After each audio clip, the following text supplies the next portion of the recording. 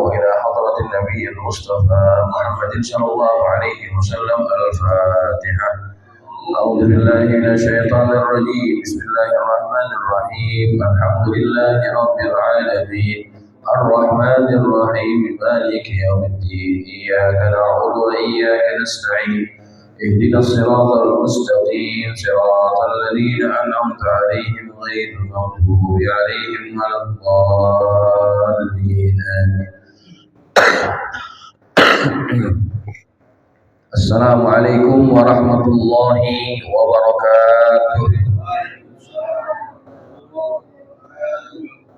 الحمد لله رب العالمين وبه نستعين على أمور الدنيا والدين، والصلاة والسلام على أشرف المرسلين سيدنا محمد وعلى آله وأصحابه أجمعين. سبحانك لا علم لنا إلا ما علمتنا إنك أنت العليم الحكيم. رب اشرح لي صدري ويسر لي أمري واحلل عقدة من لساني يفقهوا قولي. أما بعد، فإن أصدق الحديث كتاب الله تعالى، وخير الهدي هدي محمد صلى الله عليه وسلم، وشر الأمور محدثاتها، وكل محدثة بدعة، وكل بدعة ضلالة، وكل ضلالة في النار.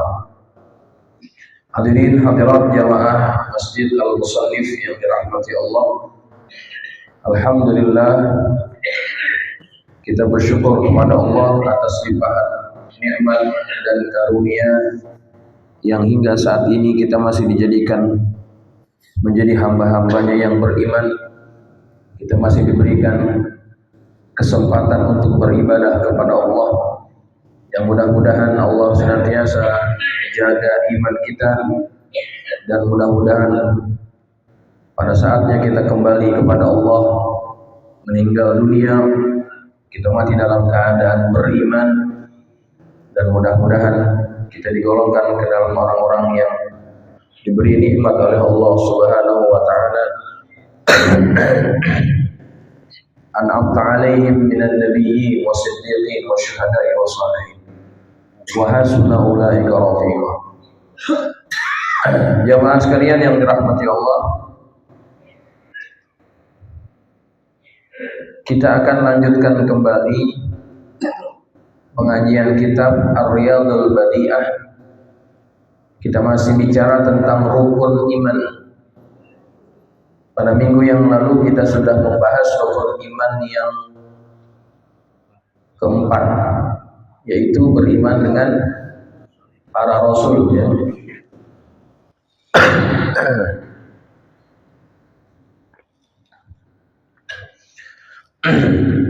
Bismillahirrahmanirrahim. Qala al-musannif rahimahullahu ta'ala wa ghafara lahu wa liwalidayhi wa limasyayikhihi wa nafa'ana bihi wa bi'ulumihi wa bikum fid dharain amin. Radiyallahu ankum. Qala radiyallahu anhu.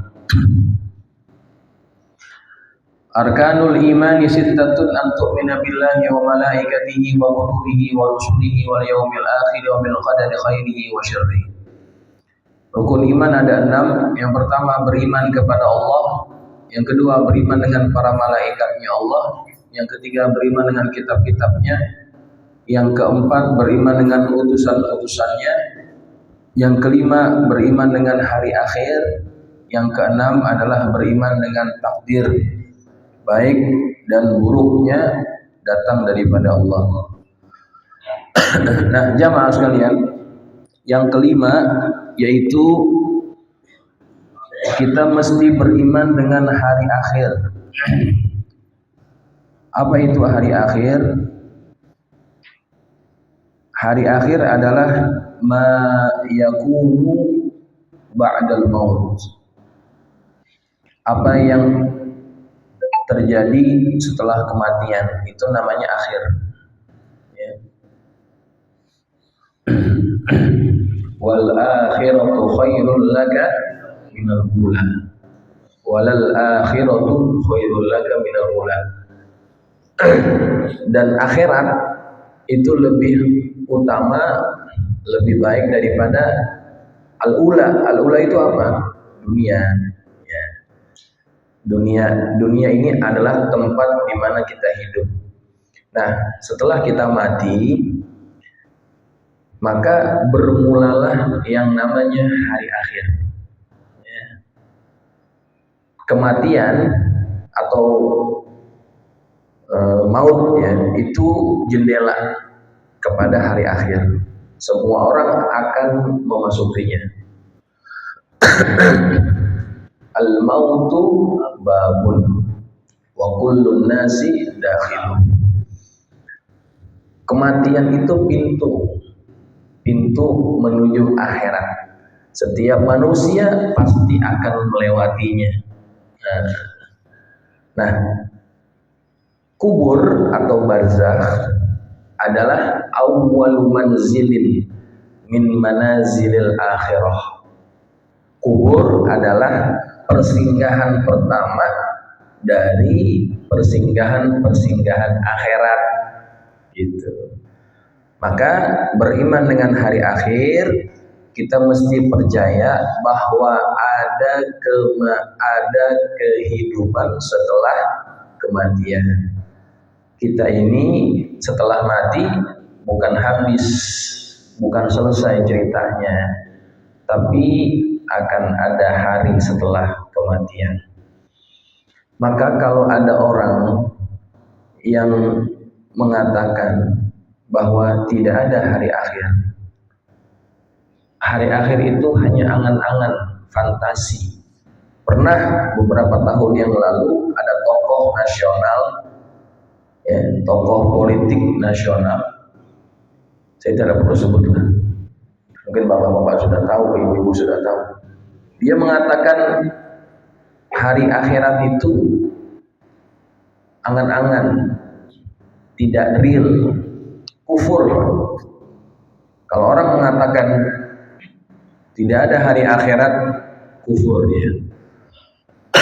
Karena dia menjadi salah satu rukun iman. Nah,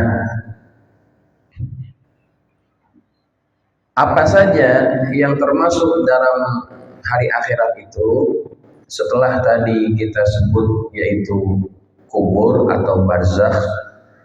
Nanti setelah kita di barzakh, kita dibangkitkan pada hari kiamat. Pada hari kiamat dibangkitkan lagi semuanya. Dibangkitkan, dikumpulkan Pak. Dikumpulkan kita. Nah, hari dibangkitkan itu adalah namanya Yaumul Ba'ats. Yaumul Ba'ats. Dibangkitkan. Kemudian dikumpulkan, itu namanya Yaumul Mahsyar. Digiring. Nanti keadaan kita beda-beda. Semuanya telanjang dan keadaannya beda-beda. Ada yang mukanya itu diubah menjadi muka binatang. Ada yang mukanya monyet, ada yang mukanya babi, macam-macam jamaah. Itu gambaran bagaimana sikap dan perangainya waktu hidup di dunia. Dibangkitkan dalam keadaan seperti itu. Kemudian jamaah, nanti waktu kita dikumpulkan, kita sudah akan dikelas-kelaskan, diklasifikasikan, nggak nyampur.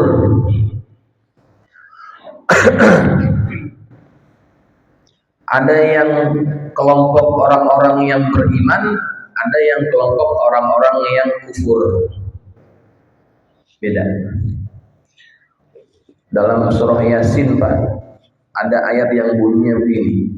Wamtazul yawma ayyuhal mujrimun. Wamtazul yawma ayyuhal mujrimun. Ketika Sayyidina Umar dia lagi melihat keadaan rakyatnya secara langsung malam-malam, yang menjadi kebiasaan dia,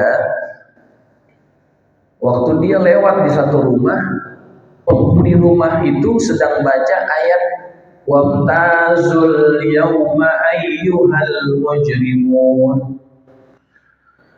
langsung gemetar badannya Umar dan kemudian dia pingsan, Pak. Kenapa dia pingsan? Karena dia membayangkan keadaan pada saat nanti terjadi seperti yang diceritakan di dalam Al-Quran. Kita mungkin sering baca Yasin, tapi kita nggak paham artinya. Ya.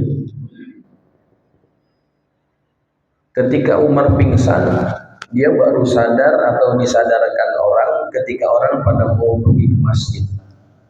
Mereka kaget ada Umar yang tergeletak di bawah.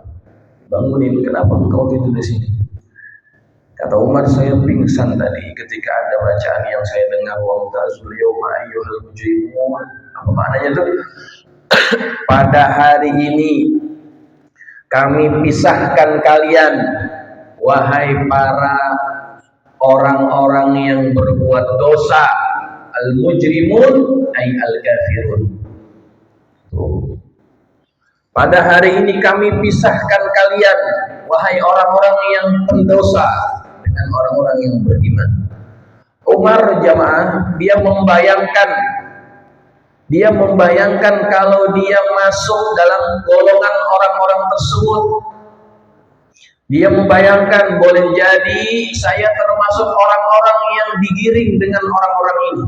Gak berkumpul dengan sahabat-sahabat Nabi yang mulia, gak berkumpul dengan Nabi Shallallahu Alaihi Wasallam. Bayangin keadaan itu, boleh jadi saya masuk ke situ. Masya Allah.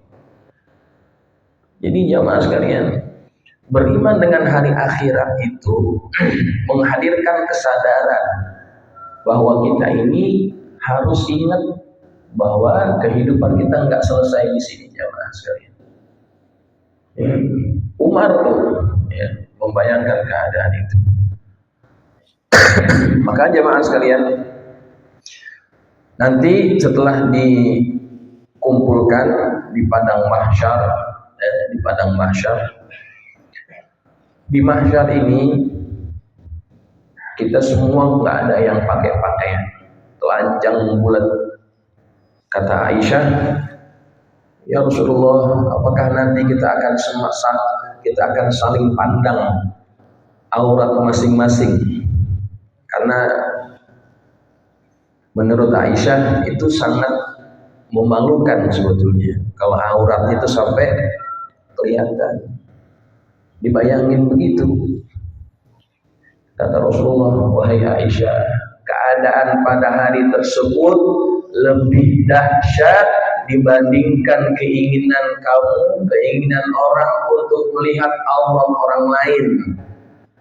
Gak kepikiran lah kita kepengen melihat aurat orang lain, atau kepikiran aurat kita dilihat orang lain. Gak kepikiran, karena pada saat itu keadaannya adalah sangat dahsyat, menakutkan jamaah sekalian.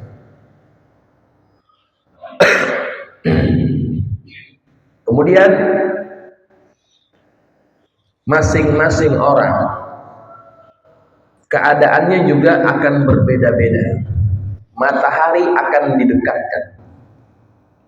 Matahari didekatkan sedekat 1 mil. Mil itu ada yang bilang mil adalah alat untuk pakai celak, ya, mil tuh yang itu. Makanya ada yang bilang sejengkal.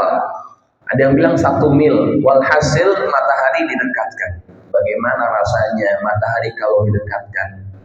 Panas, ya maksudnya. Kalau sekarang jaraknya yang jutaan kilometer saja itu sangat panas. Bagaimana kalau matahari itu didekatkan? Itu menggambarkan bahwa keadaan pada hari itu nggak nyaman, nggak enak. Maka banyak di antara manusia yang mereka berpeluh, berkeringat. Walaupun nyampur, keringatnya beda-beda. Nggak nyampur artinya ada yang keringatnya sampai ke mata kakinya, ada yang keringatnya sampai lututnya, ada yang keringatnya sampai pinggangnya, ada yang keringatnya sampai lehernya, ada yang tertutup dengan keringatnya. Keadaan orang masing-masing beda-beda. Dan ada orang yang nggak keringetan. Kenapa? karena ada naungan, ada zillullah, ada naungan Allah, jadi adem. Yauma la zilla illa zilluh, hari yang tidak ada naungan kecuali naungan Allah.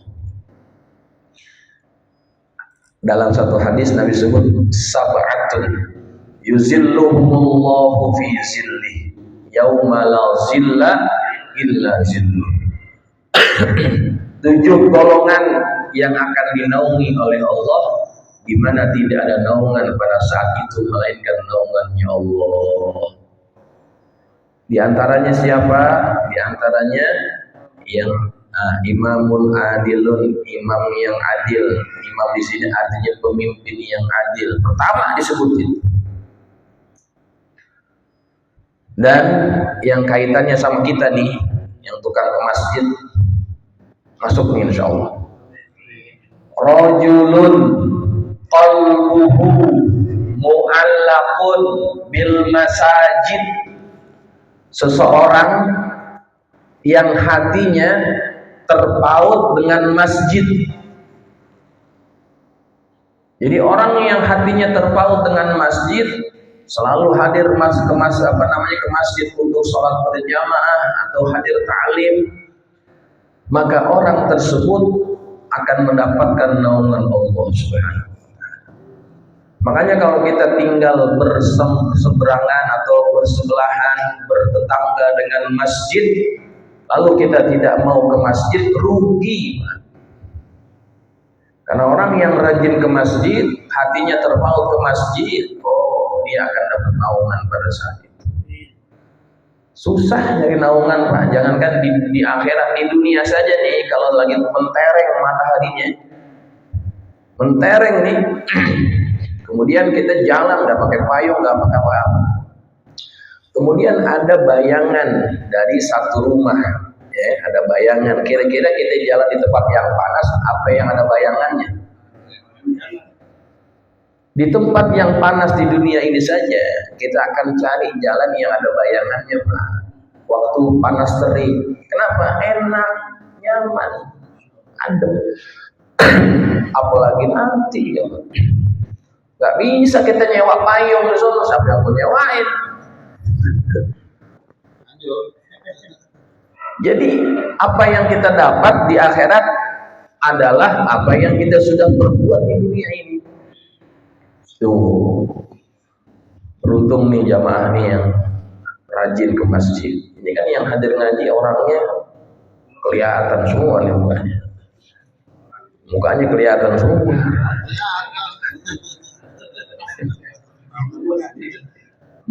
Mukanya nggak berubah. Mukanya nggak berubah. Ya, beruntung jamaah sekalian. Jadi nanti seperti itu nggak ada. Ketakutan, orang semua ketakutan. Nanti setelah di mahsyar ada yang namanya yaumul hisab, hari perhitungan. Hari perhitungan. Jadi kita akan diinterogasi oleh Allah.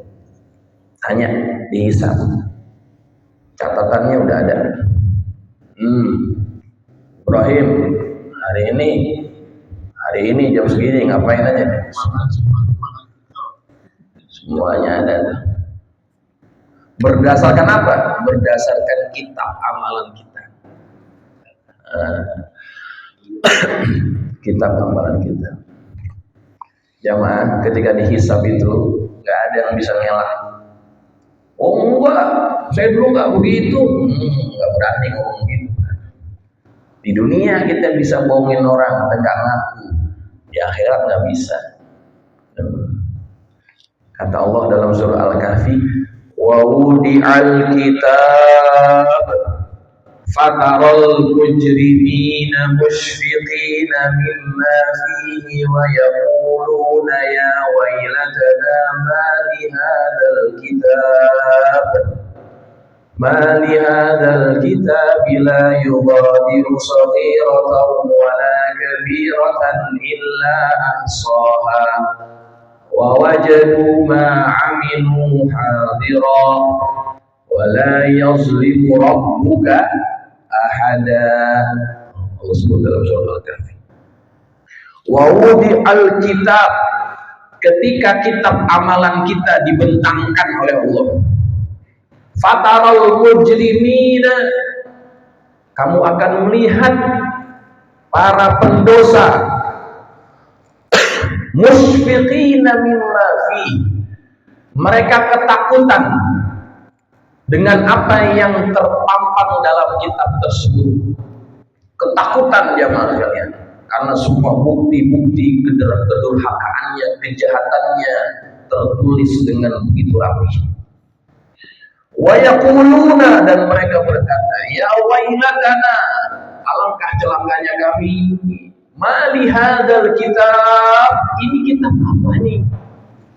La yughadiru shaghiratan wala kabiratan illa ahsaha.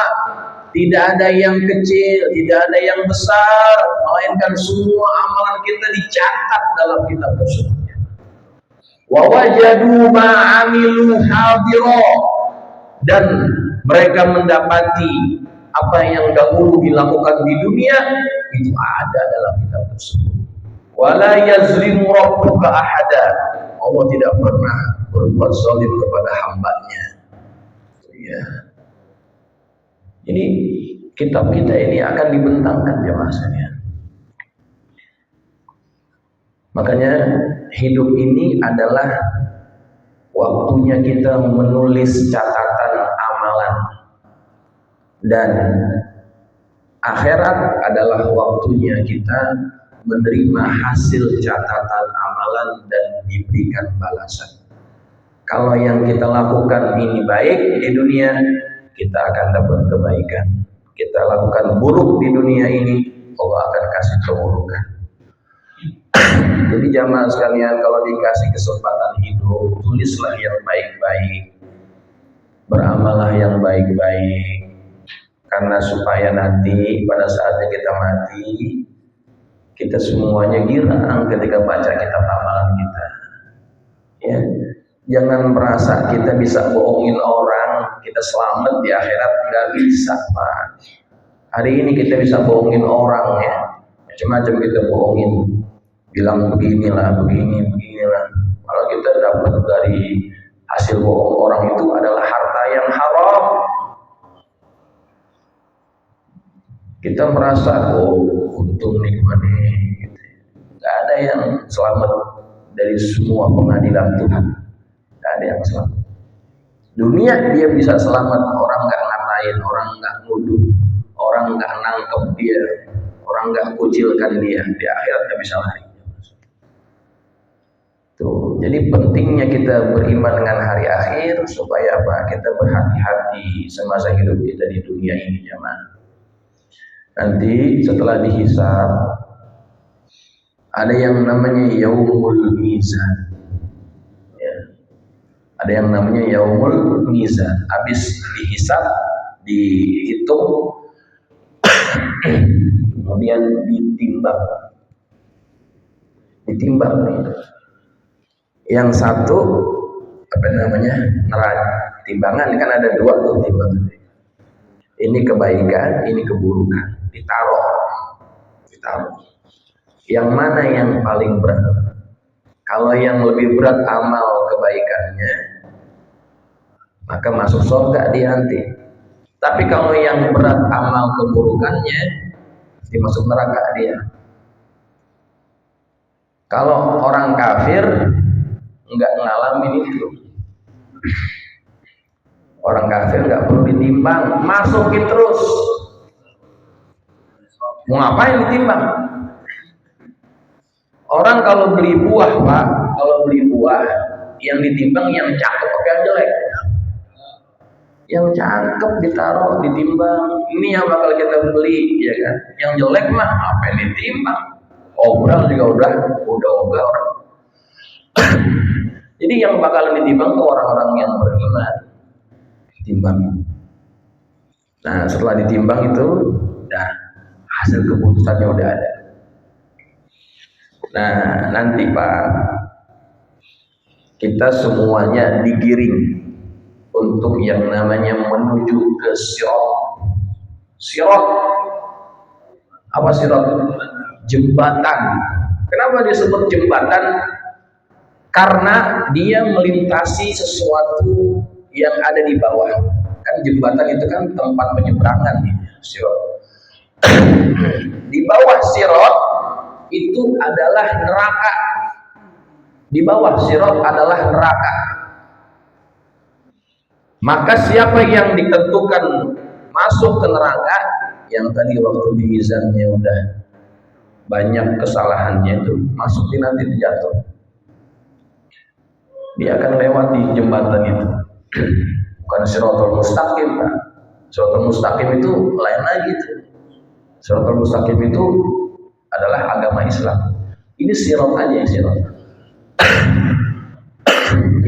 Nabi sifatkan sirat ini lebih tajam daripada pedang, lebih tipis daripada rambut.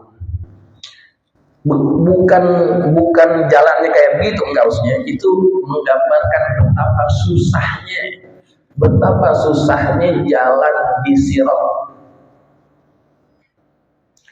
Dan sirat itu bukan cuma lempeng, Pak.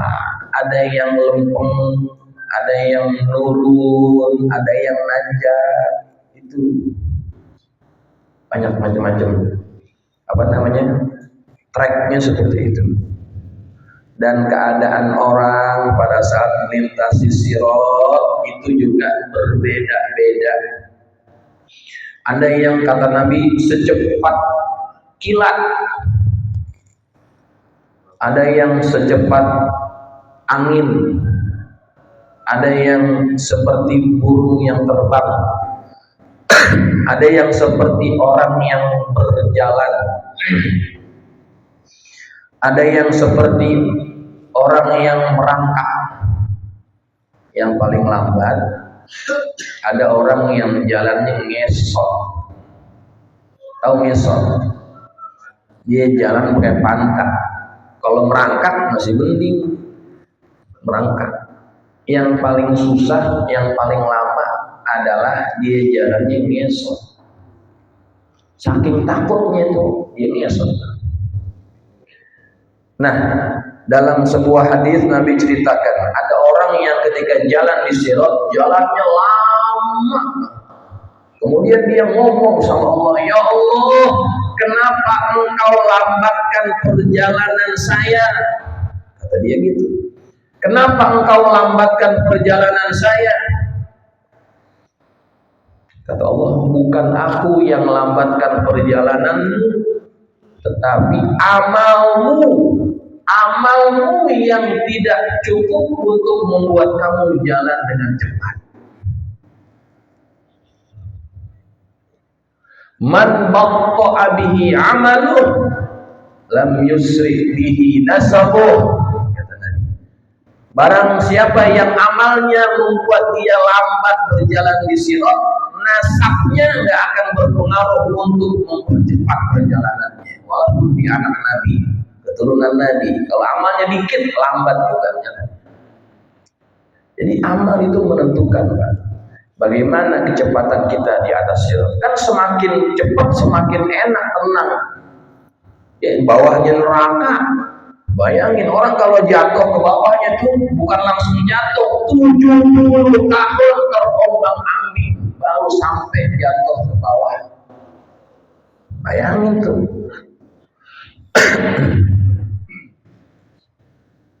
Jadi jamaah sekalian, amal itu, sekali lagi, amal itu menentukan keadaan kita di akhirat, apalagi nanti di sirat. Makanya Pak, kan mungkin kita sering dengar nih, hewan kurban itu akan jadi tunggangan kita. Di mana? Ketika di atas sirat nggak ada nanti bentuknya ada binatang kita naikin, nggak ada.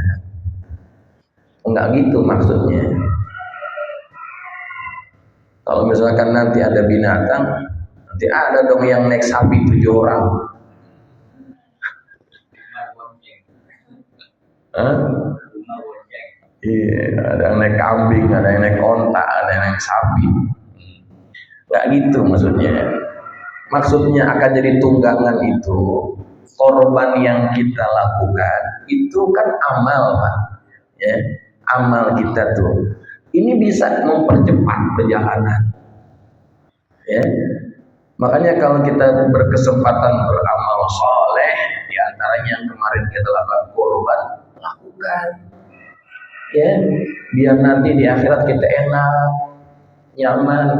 Yang kita sudah berikan untuk agama itu gak habis, ada catatannya selama-lamanya buat kita.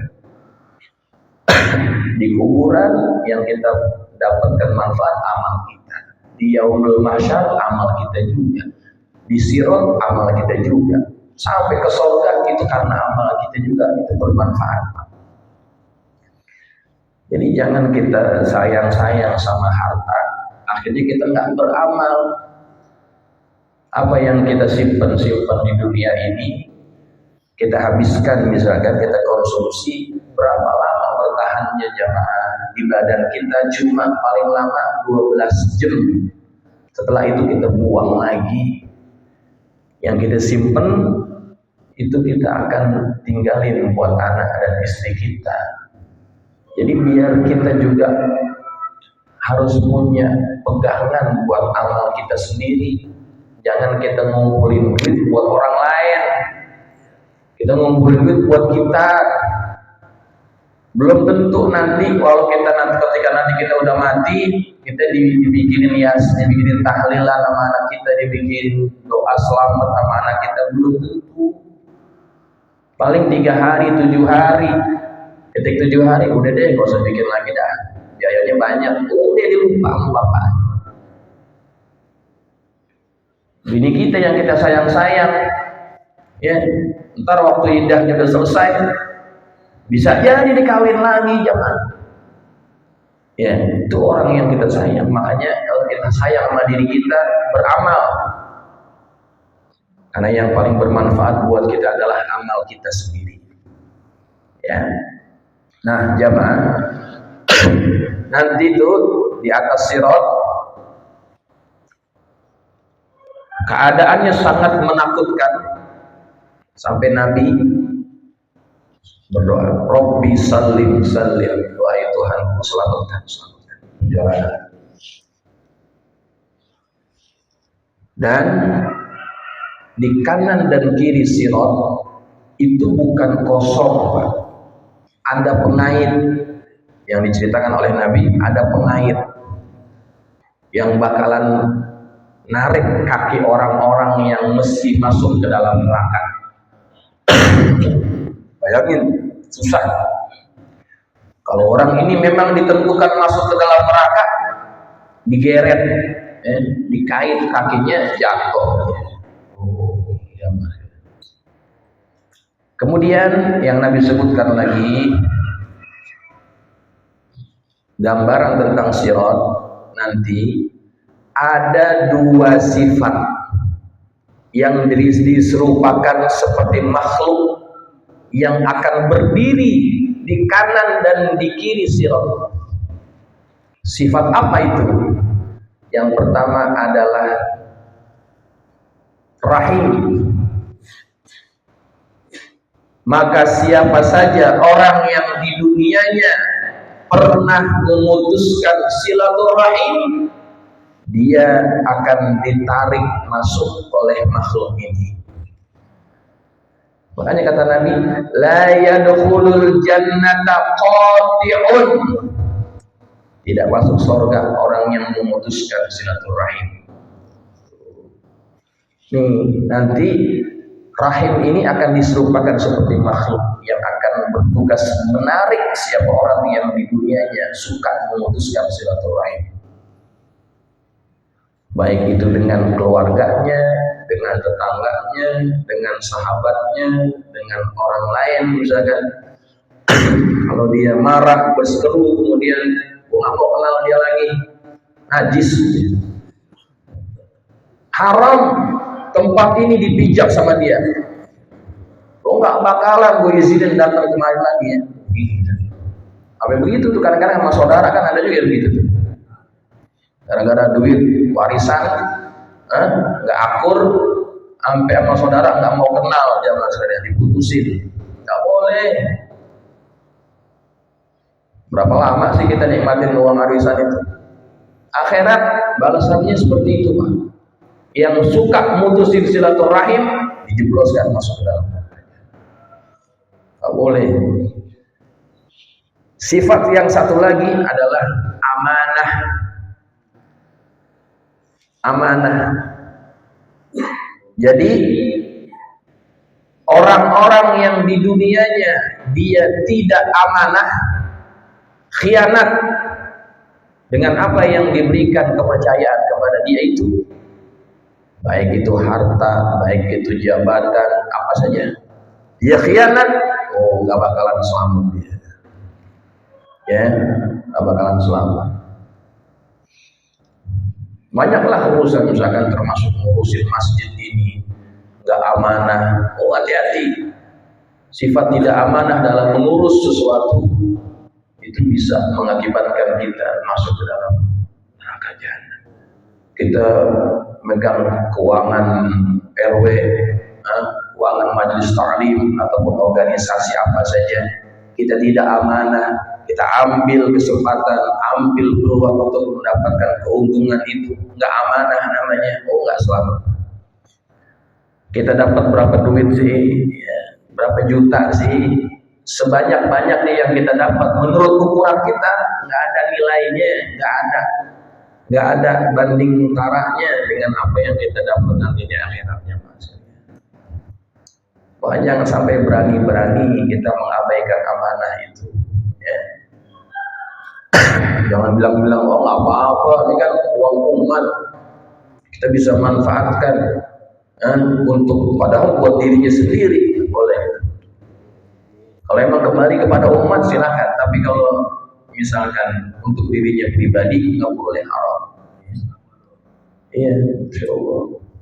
Jadi jamaah sekalian itu keadaannya jamaah. Keadaan sirat. Nanti kalau yang udah selamat masuk surga dia. Mudah-mudahan kita masuk dalam golongan itu.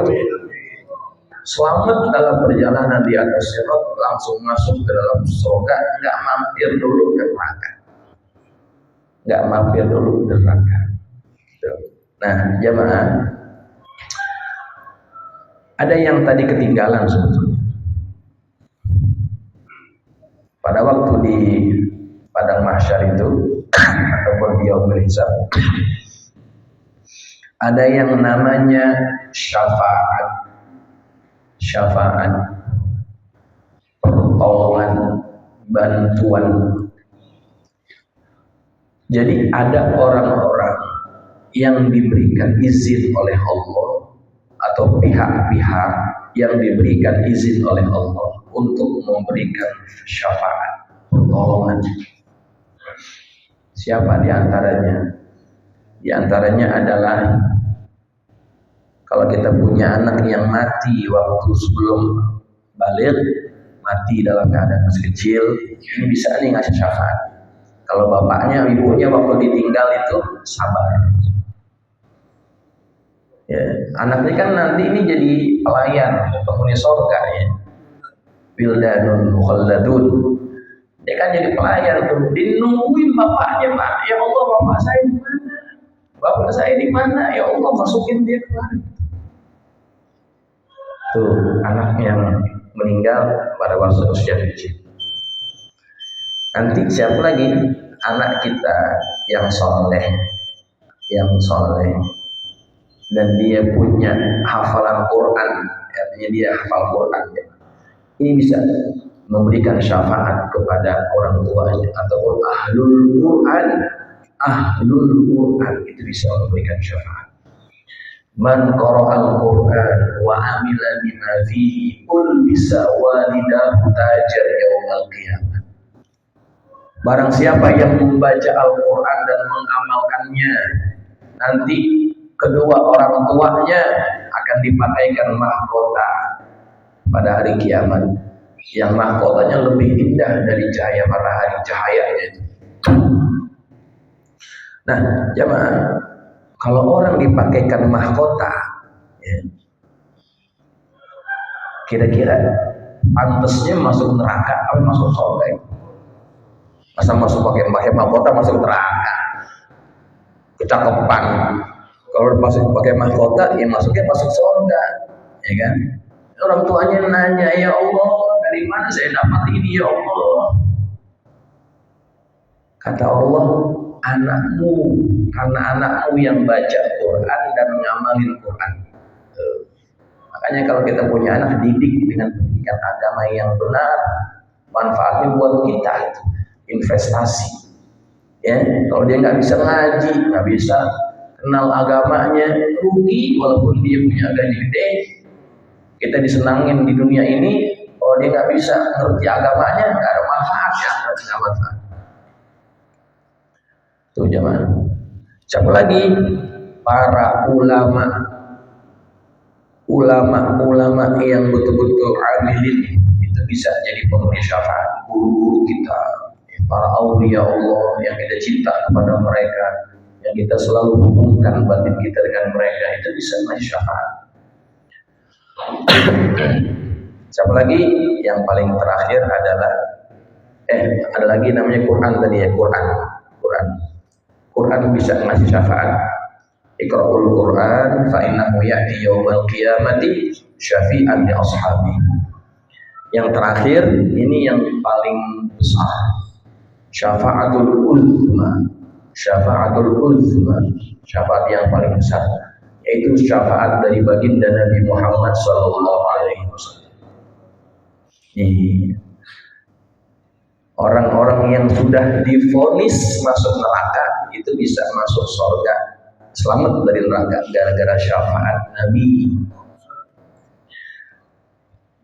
Kalau mereka ngikut Nabi Muhammad, kullu ummati yadkhulunal jannah, kata Nabi, semua umatku pasti masuk surga illa man aba, kecuali yang menolak, nggak mau diajak masuk surga, nggak mau.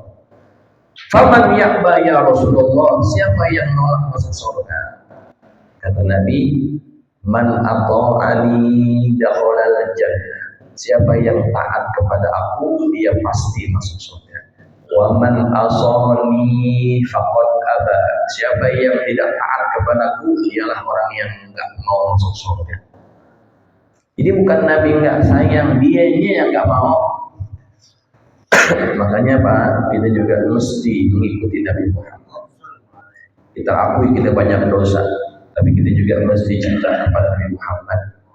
Dan kita berusaha mentaatinya apa yang diperintahkan oleh Nabi Muhammad. Ya, nah itu diantara cerita tentang apa yang harus kita imani dengan yaumul akhir. Ya, hari akhirat adalah perkara-perkara itu semuanya. Termasuk nanti di dalam kubur ada yang namanya soalun munkarin wa nakir, pertanyaan munkar wa nakir, itu termasuk akhirat. Kemudian azab kubur, nikmat kubur, itu termasuk hari akhirat. Ya, semuanya kita akan alami.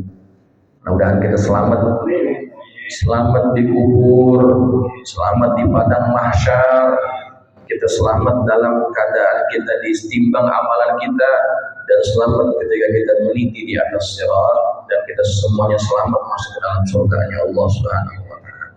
Ya, Al-Fatihah.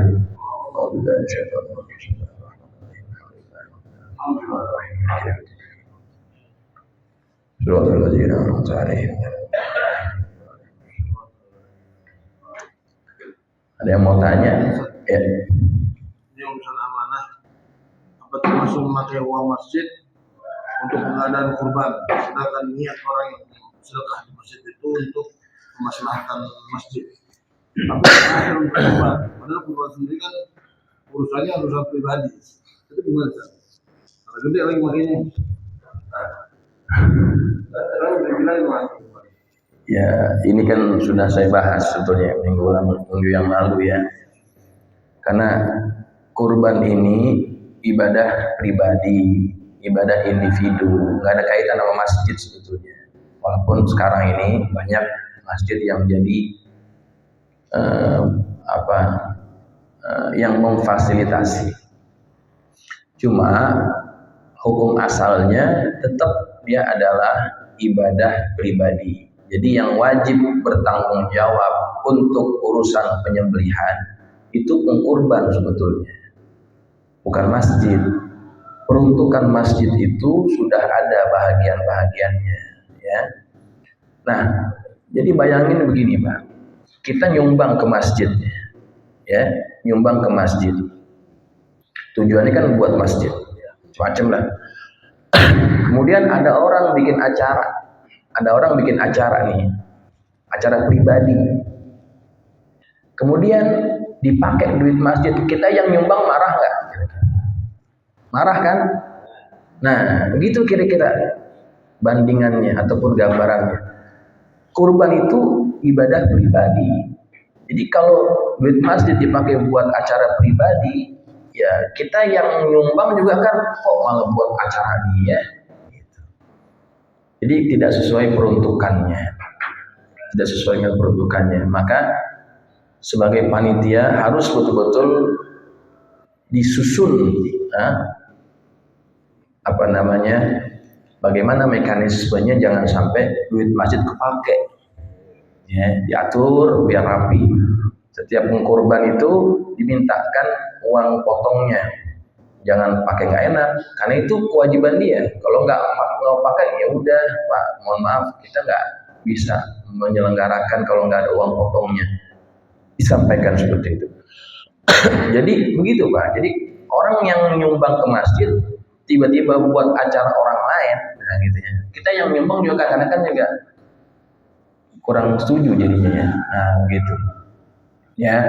Nah ini jadi merupakan bentuk kehati-hatian kita sebagai pengurus masjid, jangan sampai kita menganggap remeh hal-hal seperti ini. Nanti akan berpengaruh kepada kepercayaan jamaah. Ya, kepercayaan jamaah akan menurun ketika pengurusnya itu tidak mengurus dengan baik. Nanti orang akan jadi menurun kepercayaannya. Ya, seperti itulah jawabannya. Ya, mudah-mudahan sih kalau memang terlanjur gitu ya, mudah-mudahan ini yang terakhir, yang terakhir, tahun depan lebih bagus lagi. Ya. Oke, cukup. Ya. Buku catatan. Ya. Mereka tuh tobat saja itu, ampun Allah. Apakah itu dikurangi dihapus? Baik. Oke, baik. Kalau orang pernah buat dosa, itu kan ada catatannya. Kemudian dia taubat, minta ampun. Ya. Allah memberikan ampunan, atau bahasa Arabnya maghfirah.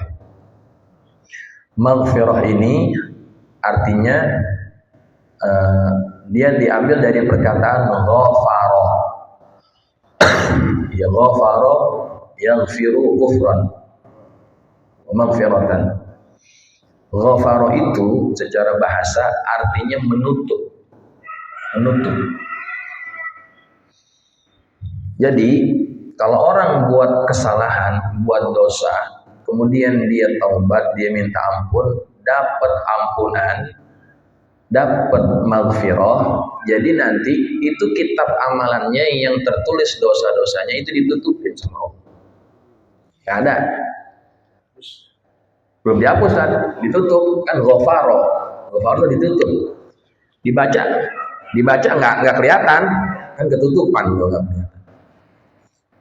Nah itu kalau mendapatkan maghfirah. Nah ada lagi yang lebih daripada itu yang namanya afwullah. Allahumma innaka afuun karim tuhibbul afwa fa'fu anni. Nah, maafkan aku. Nah kalau orang dapat afwullah, kemaafan dari Allah. Afwun itu lebih dahsyat, lebih hebat daripada maghfirah. Kalau afwun itu dihapus, Pak. Dihapus. Jadi kalau kita punya catatan dosa, kalau dapat afullah itu dihapus, di-delete. Udah nggak ada. Kalau dicepekan ditiban. Ini dihapus, udah nggak ada. Tuh. Jadi kalau udah dapat maghfirah, dapat afullah, insya Allah nggak ada lagi. Selamat. Maka dari itu Nabi ajarkan kepada Aisyah banyak-banyak baca doa ketika 10 hari terakhir kan. Allahumma innaka afuwun tuhibbul afwa fa'fu anni. Nah, itu maksudnya. Ya, gitu Pak Haji. Ya, cukup ya. Mudah-mudahan bermanfaat. Bismillahirrahmanirrahim. Alhamdulillahirabbil alamin. Allahumma shalli ala sayyidina Muhammadin wa ala ali sayyidina Muhammad. اللهم انفعنا بما علمتنا وعلمنا ما ينفعنا اللهم زدنا ولا تنقصنا واكرمنا ولا تهنا وعافنا ولا تحرمنا واثرنا ولا تؤثر علينا وارنا وارض عنا اللهم انا نسالك بحق فاطمه وابيها وبعلها وبنيها افتح علينا وعلى اولادنا تلاميذنا فتوح العارفين فقهنا واياهم في الدين وارزقنا كمال الاخلاص واليقين اللهم ارزقنا فهم النبيين وحفظ المرسلين والهام الملائكه المقربين برحمتك يا ارحم الراحمين اللهم اجعلنا من الذين يستمعون القول فيتبعون احسنه صلى الله على سيدنا محمد وعلى اله وصحبه وسلم والحمد لله رب العالمين. السلام عليكم ورحمه الله وبركاته.